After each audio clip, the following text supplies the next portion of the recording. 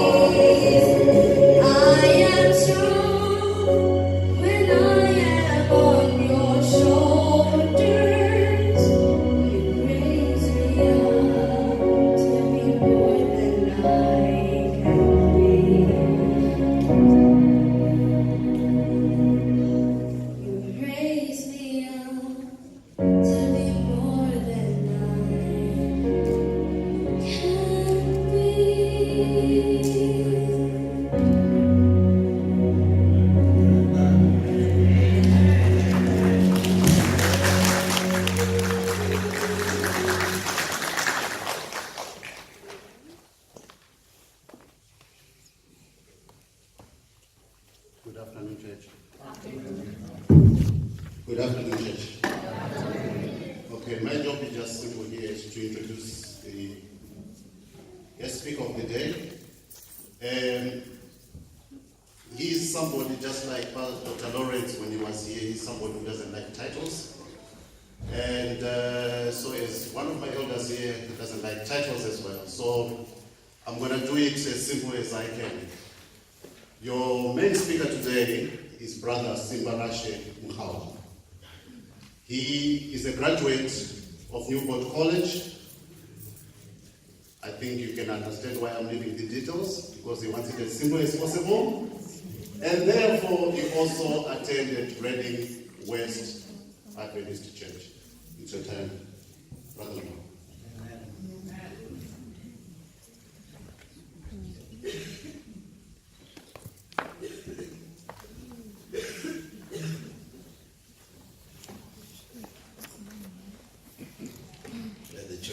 Say amen again. Amen. All right, let me try this again. Let me act like I'm ready. Let the church of God say amen again. Amen. David says, "I bless the Lord at all times. His praise shall continually be in my mouth.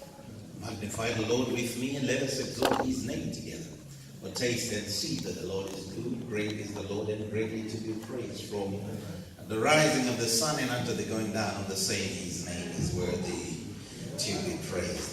Amen. It's the first time I've preached in an international church, so I don't know how to behave, so I'm trying to.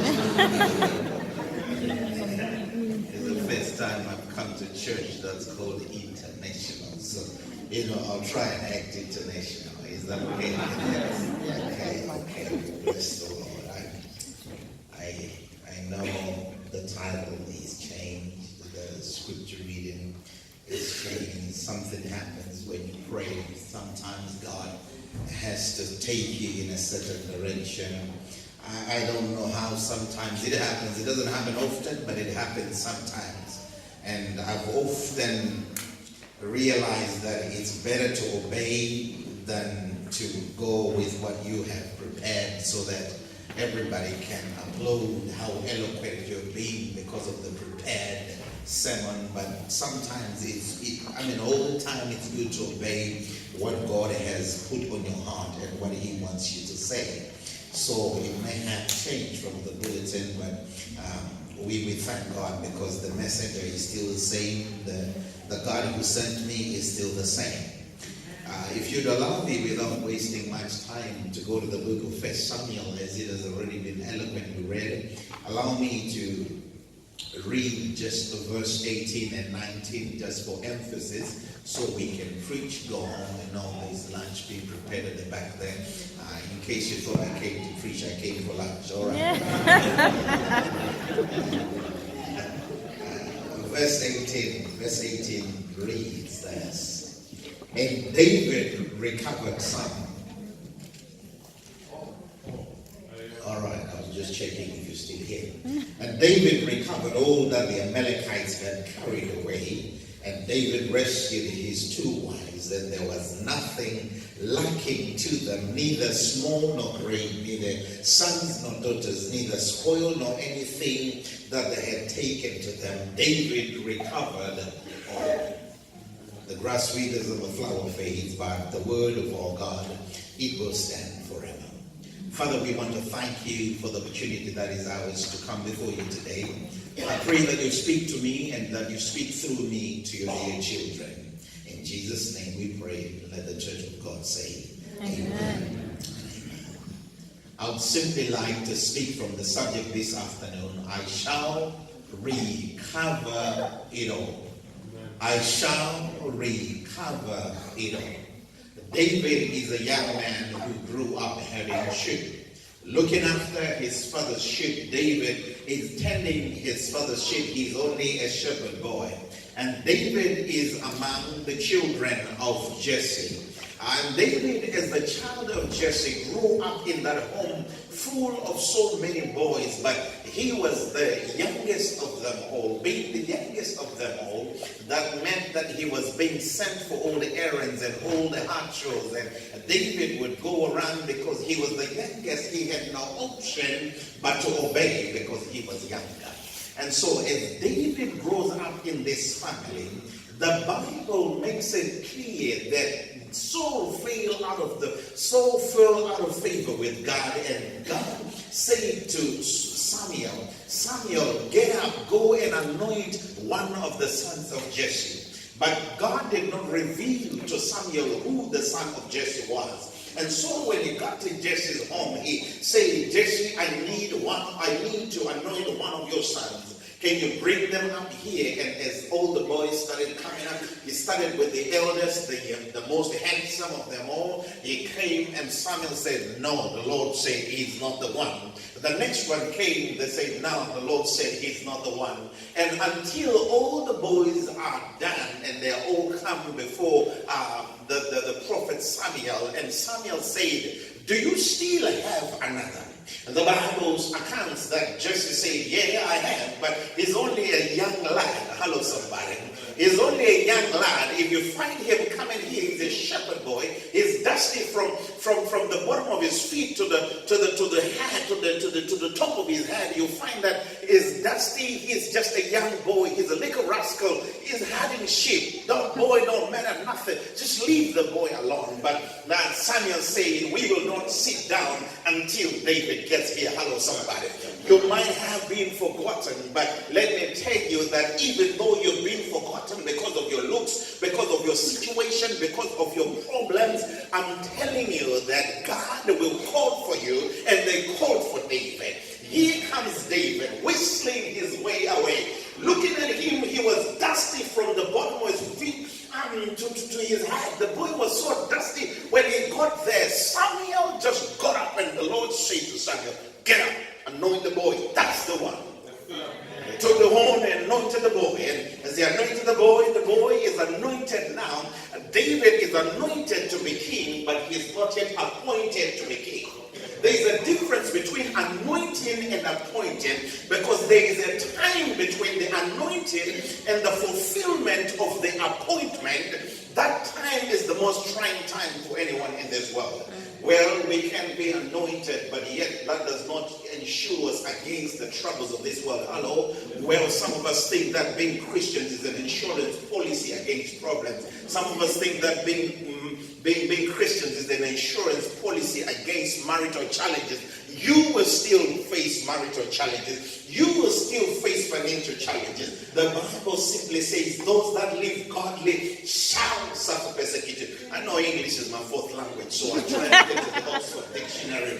There's a difference there between shall and may. Because shall does not leave room for probability, but shall is a definite article that says it will happen. Hello, somebody. So when you love God, when you are anointed, you've got to understand that the devil will not leave you, because the more the anointed, the more the devil seeks to limit you, because you want to limit his territory. So the devil will be after you. Let me tell you something, ladies and gentlemen. I've come to tell you on this family day that the devil's job is to kill, steal, and destroy.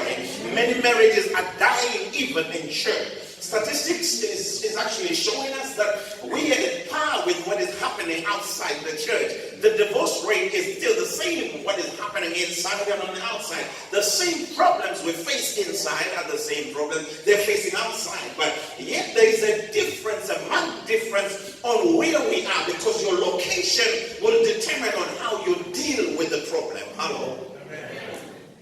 And so, let me tell you that while David is anointed, he is not yet appointed. But David now, he has his family. He's a child of Jesse. David is separated from his father and his other brothers, and now he goes to live with the family of the king in the palace. I'm hoping I'm not moving around too much. I'm trying to discipline myself here for the sake of the camera. All right, okay, I'll try and behave. That's the trouble. If you get renegade preachers who go preaching the whole world, and now you are asking them to stay in the pulpit, it's difficult. But pray for me, somebody. Okay. He is the problem now. Now that David is away from home. He's taken away from his family, and David is living with Saul's family. Already we see that there is a separation between him and his family, and he has to fend for himself. Now he has to minister before Saul, who's got an evil evil spirit, and David always comes with the music to soothe the king who has an evil spirit. But let me tell you something about when the anointing of God is upon your life. Even demons run away in the presence of you. Hello, somebody. He is there in front of the king. He is ministering to the king, and he finds favor in the eyes of Saul.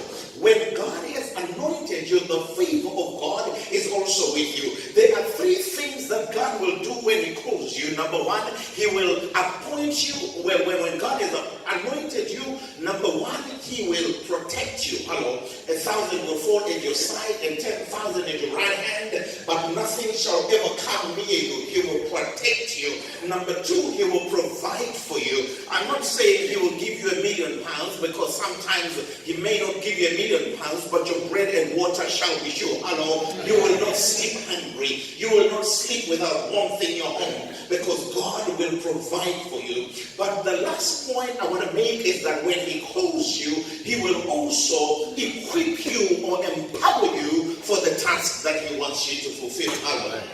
Okay, now young men and young ladies, when God has called us, if he wants to prepare you for marriage, he will have to empower you to be able to handle what is to come. Because sometimes we want the blessing without going through the character building that can hold the blessing. I know that so many of us like the pronouncement of blessings, but between the promise of the blessing and the fulfillment of the blessing comes a character building moment. Are you with me now?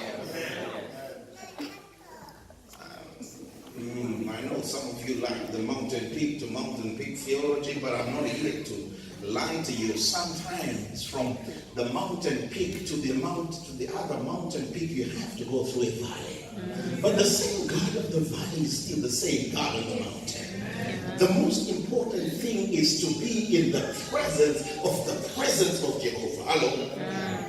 To be present in the presence of Jehovah. And now look at David. He's away from his family. He's separated from his family, but he finds favor in the eyes of David, in the eyes of Saul. But as he finds favor in the eyes of Saul, something happens that David, when he goes to battle and he finds Goliath busy speaking against the God of heaven, he said, who this uncircumcised Philistine? Hold my basket. Who is this uncircumcised Philistine? You know, the way David asked, he's ready to go and attack this giant. But the brother looks at him and said, I know that, look, boy, don't you try it. I know you. Don't you try it, boy. David comes back. But the thing haunts him. He said, who is this uncircumcised Philistine? How can he talk like this in front of the children of God?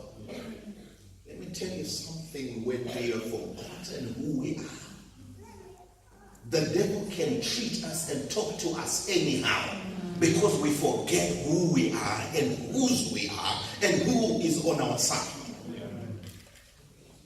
Watch this as I get to my sermon. I'm trying to lay foundation here so I can preach. You know, you never know. You may never be invited again. You better preach everything. And so now David, he is told by Saul that, well, boy, if you insist on fighting this giant, I will give you my armor. David said, well, to be honest with you, king, no disrespect, no pun intended, but let me tell you, I've not tried this armor. Let me go as I am, the way I know how to fight. And David defeated Goliath. And that moment when they got back to Jerusalem, now they were singing, David, Saul killed his thousands, and David his what? His 10,000. Already Saul is getting jealous of him. Let me tell you something. Whenever the anointing of God is on you and the favor of God is on you, they will always hate on you. They will talk about you. They will misalign you. They will try and drag your name in the mud. But through it all, stay at the feet of Jesus and stay by his side, because he will fight your battles. He will fight my battle. Watch how this thing unfolds. Now Saul becomes jealous. As Saul becomes jealous, Saul almost made David a wall hanging with his javelin. Waiting for that to sink in. He almost killed him with his javelin. He through it, if you read Manawashi says that the angel deflected the sword. Hello. When God is on your side, he will fight for you. Let me tell you something. Some of us think that because we are Christians, we will not go through the fire. The 3 Hebrew boys were not saved from the fire, but they were saved out of the fire. They had to go in the fire. Then Jesus was the 4th man in the furnace. Daniel was not saved from the lions, but he was saved when he was in the lion's den. Hello? The Lord made them vegan overnight. How do I know?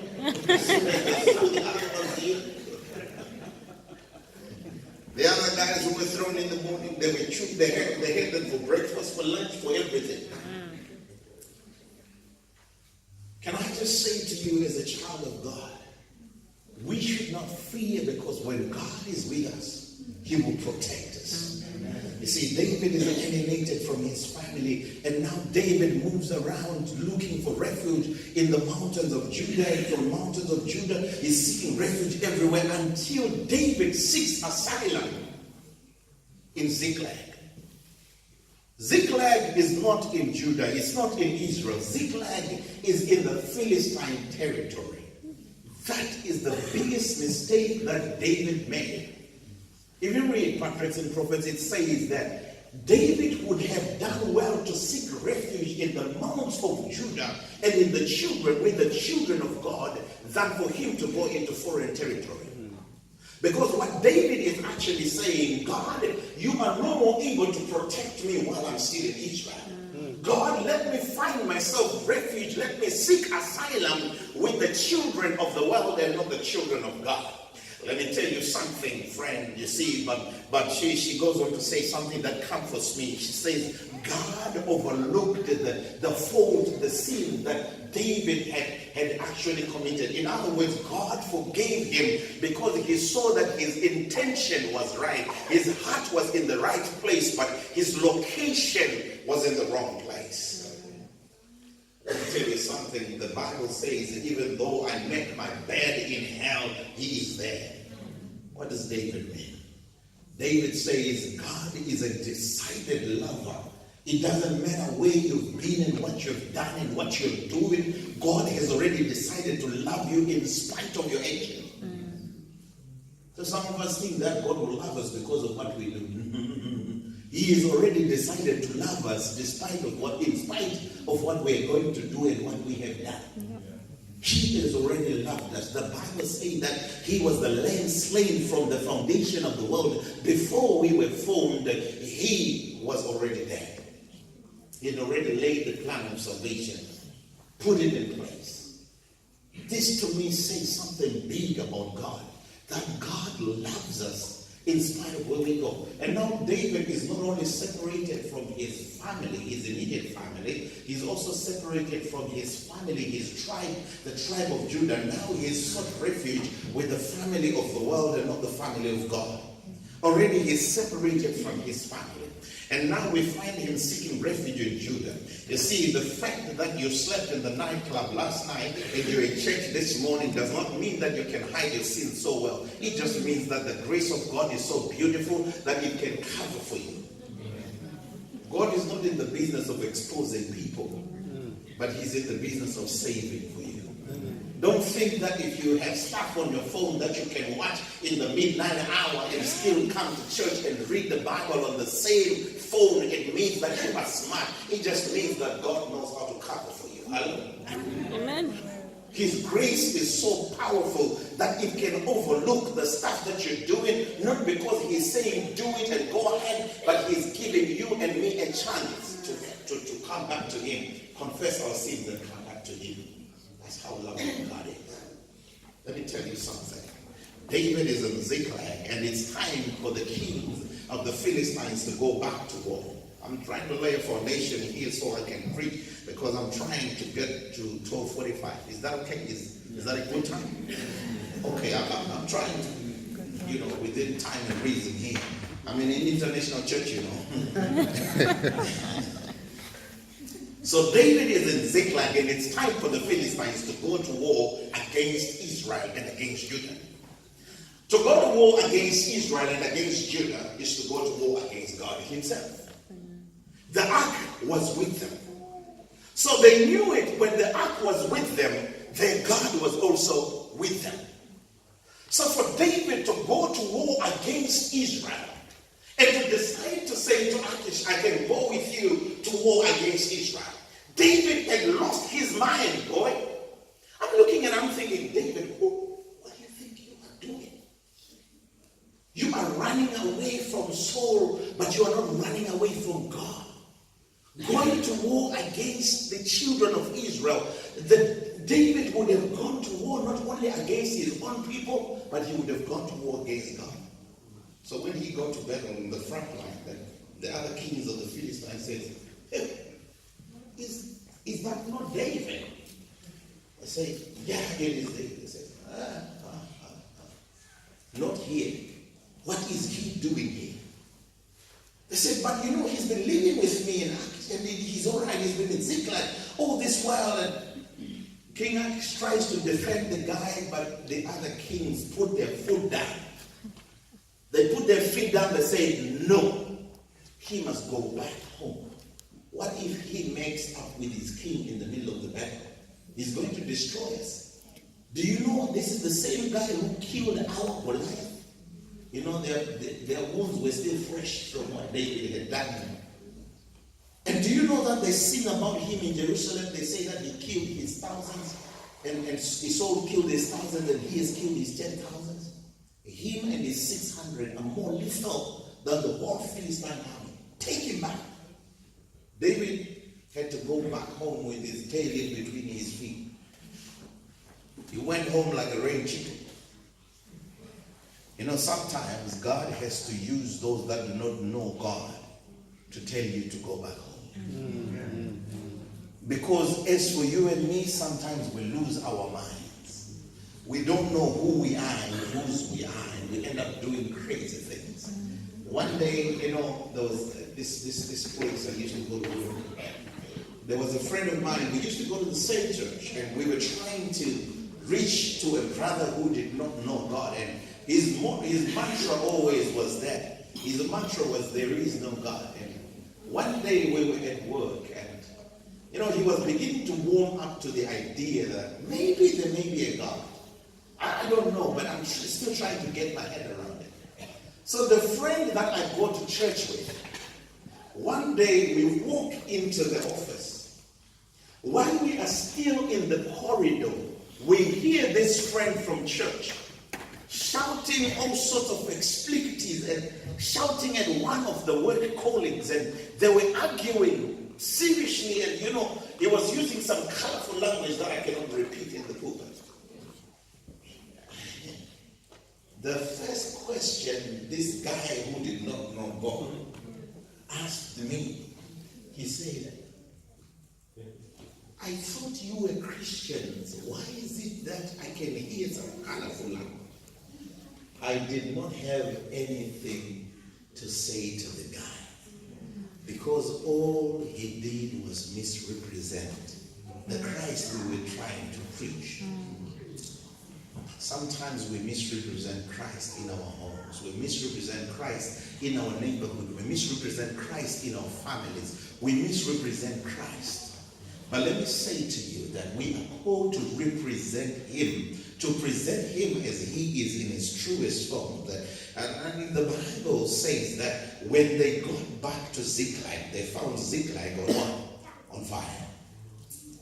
Friends, there comes a time when you find your Ziklag on fire. David had left his responsibility of being a covering over his family. Be with me now. He was meant to be a covering and protector of his family, but he decides to go to a battle that was not his, that had nothing to benefit him or his family.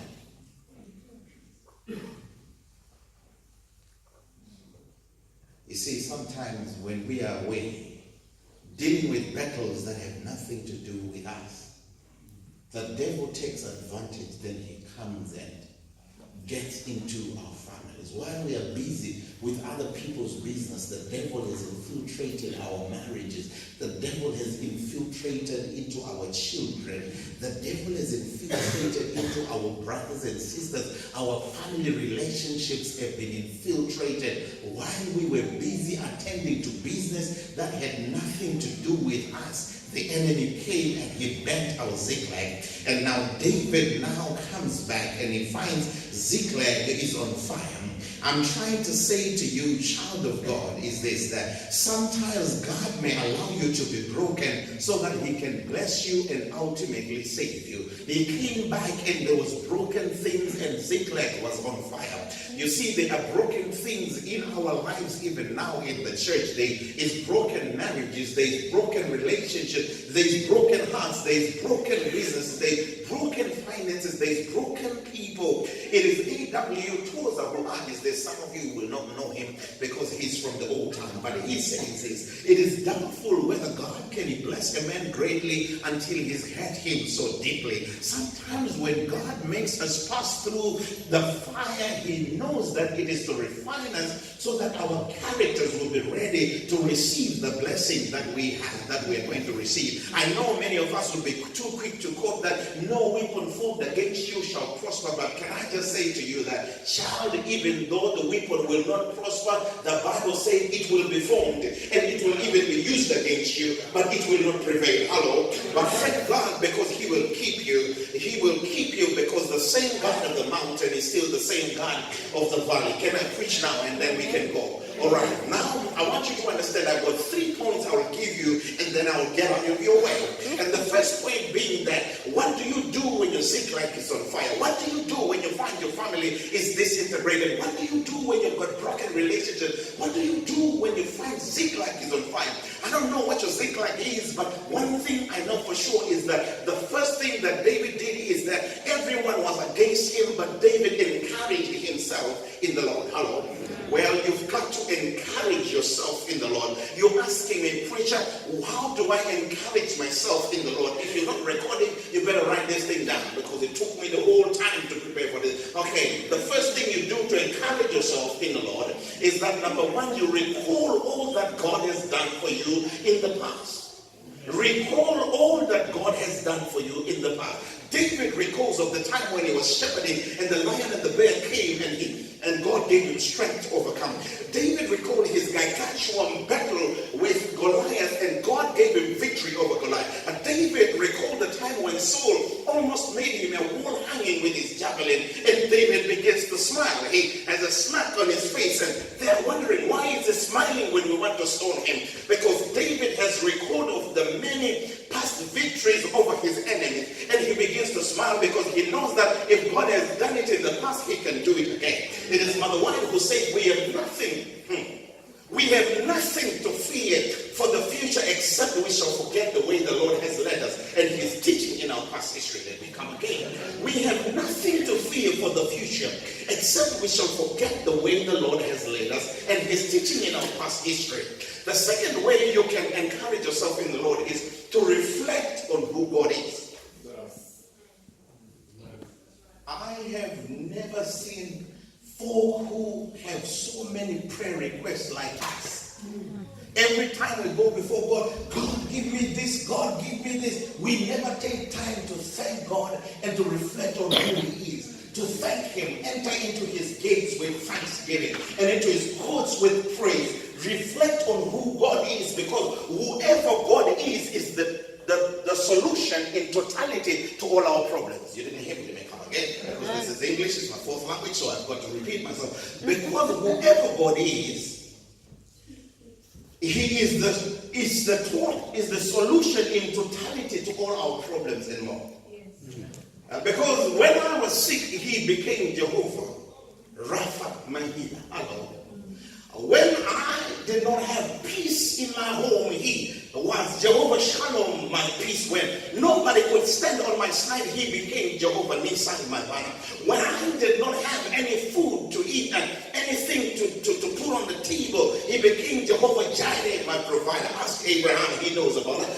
When I was wandering away from him, he he was Jehovah Rohi, my shepherd. Ask David, he knows more about that. When I was wandering away from God, he was Jehovah Shammah, the one who was ever present, even in my absence away from him. Well, he then became Jehovah Tsidkenu. When Isaiah tells me that my righteousness is like filthy rags, he said, I am Jehovah Tsidkenu, then I become your righteousness, because your righteousness is like filthy rags, but I give you the righteousness of Jesus Christ. When I was in sin, he became my sanctifier, Jehovah Mikadesh. Because whoever God is becomes the solution to humanity's problems. Reflect on who God is. Take time to reflect on who he is. The third way